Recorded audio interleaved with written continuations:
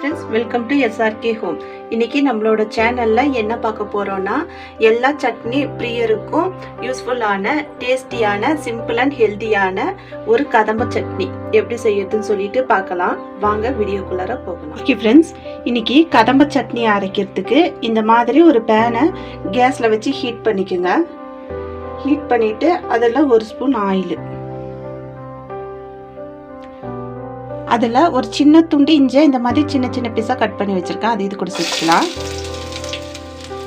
4-5 பல்லு பூண்டு, 2 பச்சை மிளகாவை கீரி சேர்த்திக்குங்க.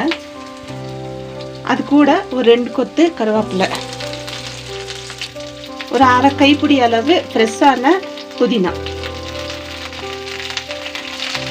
ஒரு கைப்பிடி அளவு கொத்தமல்லி. இதை சேர்த்திட்டு ஒரு 5 நிமிஷத்துக்கு இதை நல்லா இப்படி வதக்கி விடுங்க. அது கூடவே ஒரு அரை கப்பு தேங்காய், ஒரு 1/4 கப்பு பொட்டுக்கடலை இதை சேர்த்திட்டு இது ஒரு 5 நிமிஷத்துக்கு நல்லா வதக்கிடுங்க.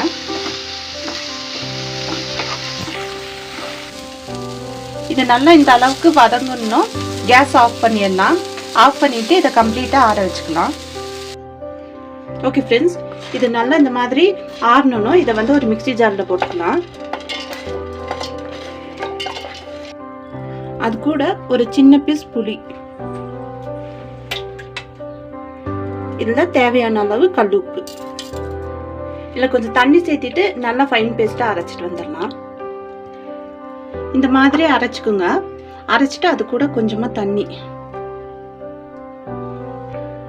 சேர்த்து நல்லா மிக்ஸ் பண்ணிடலாம். மிக்ஸ் பண்ணிட்டு இதுக்கு ஒரு தாளிப்பு சேர்த்திடலாம். கேஸ்ல இந்த மாதிரி ஒரு தாளிப்பு கரண்டி வச்சுட்டு அதில் ஒரு ஸ்பூன் ஆயில் சேர்த்திக்கலாம்.